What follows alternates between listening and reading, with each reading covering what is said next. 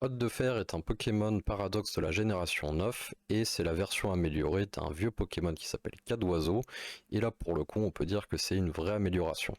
Son attaque spéciale ainsi que sa vitesse dépassent toutes les deux les 120, ce qui en font des statistiques proches d'un Pokémon légendaire, au détriment d'avoir d'autres statistiques qui s'avoisinent des 60. Cela n'est pas très grave, hein. Le but c'est pas de se prendre des dégâts avec la bête, hein. C'est d'attaquer en premier et d'attaquer très fort.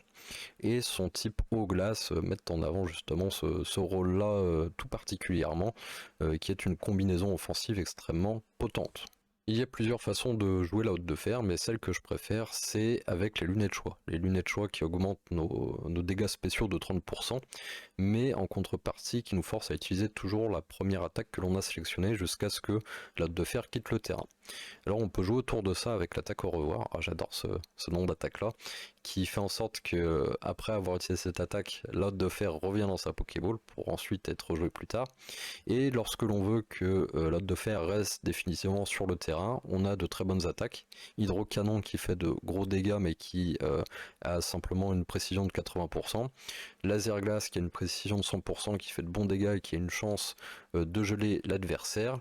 Et on a aussi l'attaque lyophilisation qui, contrairement aux autres attaques glace qui sont résistées par les Pokémon de type eau, celle-là fait des dégâts super efficaces sur des Pokémon de type eau, ce qui en fait vraiment un choix face à de nombreux Pokémon.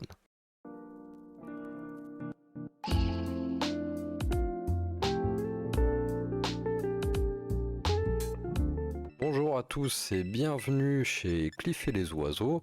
On se retrouve aujourd'hui avec un petit match contre une équipe qui est plutôt intéressante, pas des Pokémon courants qu'on voit en face. Que je pense d'ailleurs qu'on a une équipe qui est plus forte en termes purement de Pokémon, hein. On a quand même l'Hôte de Fer et le Bracegali qui sont plutôt pas mal. Bon, ça reste des oiseaux, donc c'est dans le thème, c'est legit. Et en face, il y a plus des Pokémon un peu niche. On voit en face, il y a le Pokémon de type poison feu qui s'appelle Malamandre, qui est un attaquant spécial plutôt rapide. Et voilà, on voit pas souvent ça en lead. Pour nous en lead, on a toujours notre fameux Lestombel, le lead par excellence de nos équipes d'oiseaux. Et qu'est-ce qu'on va faire? On va mettre l'attaque piège rock sur le terrain. Piège rock qui inflige des dégâts à chaque fois que l'adversaire met un de ses Pokémon en jeu. Des petits dégâts mais qui s'accumulent tout le long de la partie et qui permettent de détruire certains objets qui nécessitent que l'adversaire ait tous ses points de vie. Par exemple le fameux Focus Sash. Focus Sash d'ailleurs. Tiens, j'ai même fait un petit tableau Excel avec toutes les traductions en français, j'en profiter. Si je vais dans Objet, je regarde dans les F, le Focus H, la ceinture force, exactement la ceinture force. Donc la ceinture force qui ne marche que si l'adversaire a tous ses points de vie, avec ça on s'assure qu'il n'y ait plus de Focus H en face, plus de ceinture force. Donc l'adversaire qui nous fait une attaque de type poison qui nous met à 11 points de vie, c'est pas grave, on a mis les pièges roches, on a mis nos pièges du coup d'entrée de terrain et en face il n'y a rien qui a été setup par l'adversaire. Donc généralement on est plutôt satisfait quand notre leader il a pu mettre les pièges et qu'en face il n'y a pas de piège. Là par contre on a un adversaire qui a 112 de vitesse de base, donc voilà, un adversaire très rapide. Nous on n'a pas beaucoup de Pokémon qui sont capables d'aller plus vite que lui, donc on va prendre le seul qui a une vitesse qui l'excède dans notre équipe. Si je ne dis pas de bêtises, la Hôte de Fer elle est 136 de base, donc elle va un poil plus vite que la Malamandre. Et on prend le risque, on appuie sur Hydrocanon qui a 20% de chance de rater, on connecte et on se débarrasse sans doute de leur Pokémon le plus rapide de l'équipe. Bon, c'est plutôt pas mal. On a perdu un Pokémon, ils ont perdu un Pokémon. Nous, on a perdu notre leader qui est fait de toute façon pour pas durer.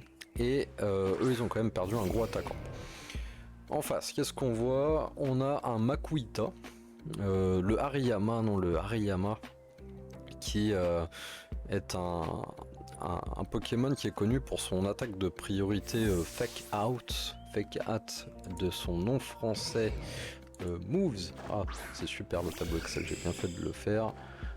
Et je l'ai pas mis dedans, et bah c'est pas grave. Bah le fake out, l'attaque surprise, il me semble que ça s'appelle comme ça, l'attaque surprise qui permet de faire perdre un tour à l'adversaire. Et je me dis, bah s'il va faire l'attaque surprise, la meilleure façon de le contrer, c'est de mettre un Pokémon qui est physiquement défensif. Et bah, on a notre Hermure qui est fait pour, et qui en plus est équipé du casque brut, donc qui fait des petits dégâts résiduels à chaque fois qu'il se prend une attaque physique. Le Hariyama par contre qui va pas pour l'attaque surprise et qui va simplement pour l'attaque close combat pour essayer de faire un maximum de dégâts. Et bah, ça fait pas beaucoup de dégâts à notre oiseau parce que bah, on a un mélange de type acier et un mélange de type vol, donc l'attaque de type combat est neutre contre nous, et notre armure est physiquement il est entraîné de manière physiquement défensive. Je me dis, si on va plus vite que lui, on va peut-être pouvoir mettre une défense de fer, mettre un mur de fer qui augmente de 2 niveaux notre défense.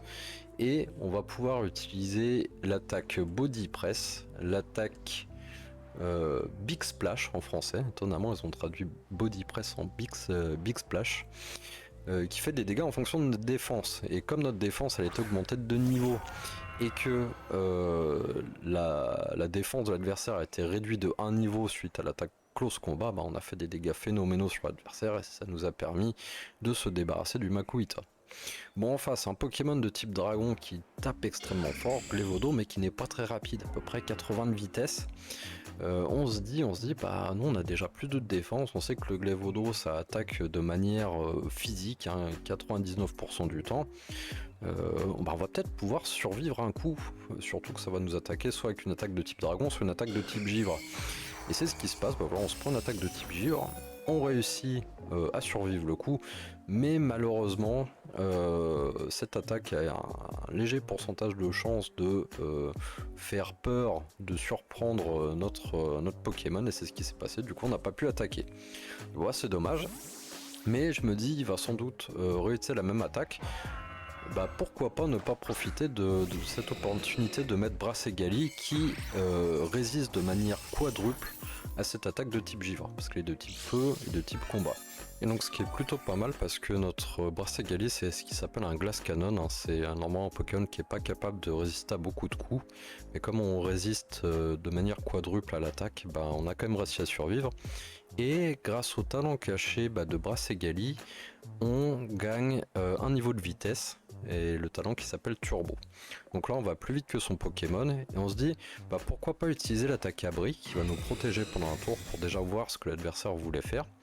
Donc bien joué de sa part, il a vu venir l'abri, du coup il a cliqué une attaque pour se booster de son côté.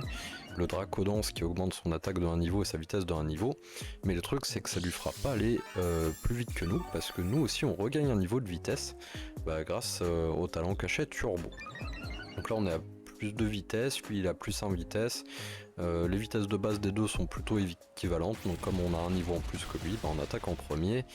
Et l'attaque close combat qui fait d'énormes dégâts avec contrepartie de nous enlever un niveau de défense physique et spécial, nous permet de le mettre KO en un coup. Surtout que comme c'est un type givre, il avait une faiblesse et donc il se prend le double de dégâts sur l'attaque de type combat.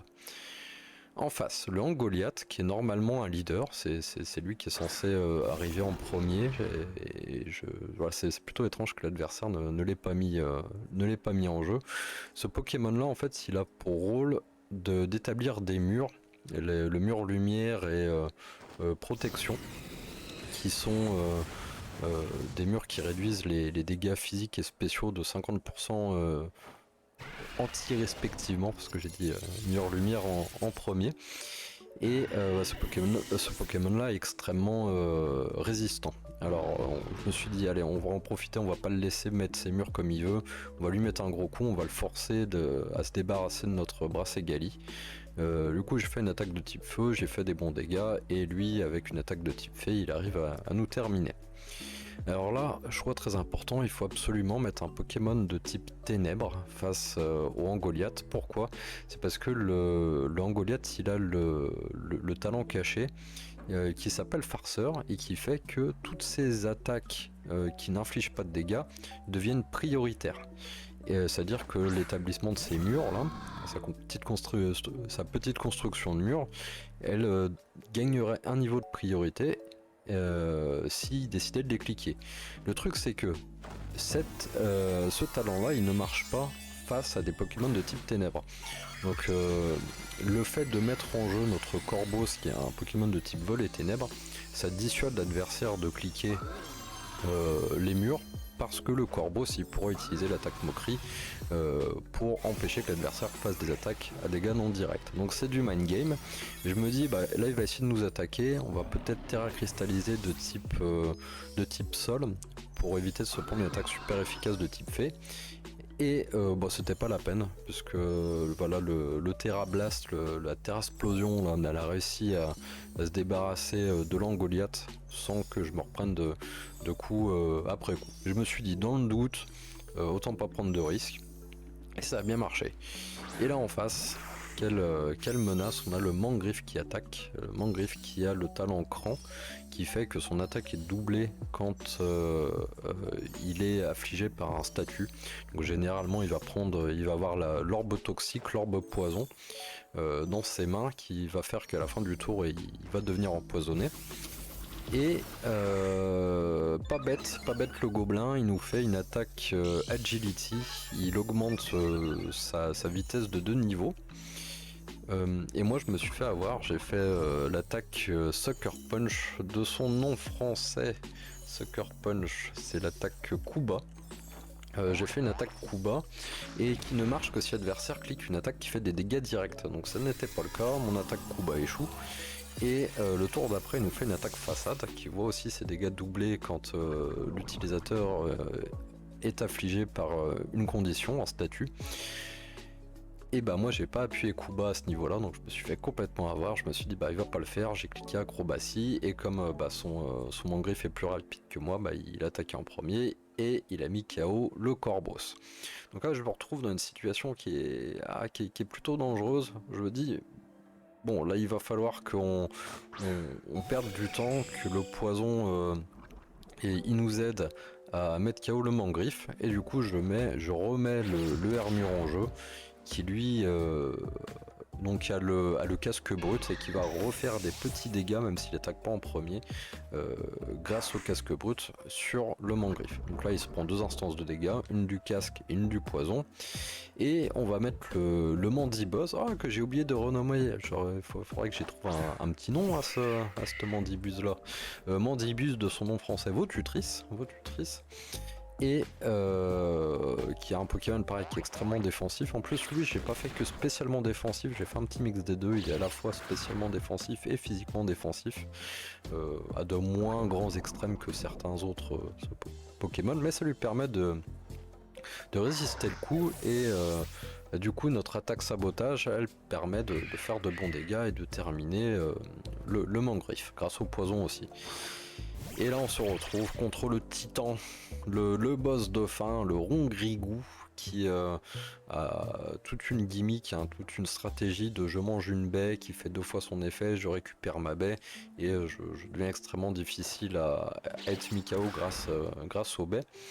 Mais nous pas bête, on va faire à nouveau l'attaque sabotage pour se débarrasser de la baie avant qu'il puisse la consommer, et on a réussi à le faire vu qu'on attaque plus vite. Et donc l'adversaire là est bien embêté.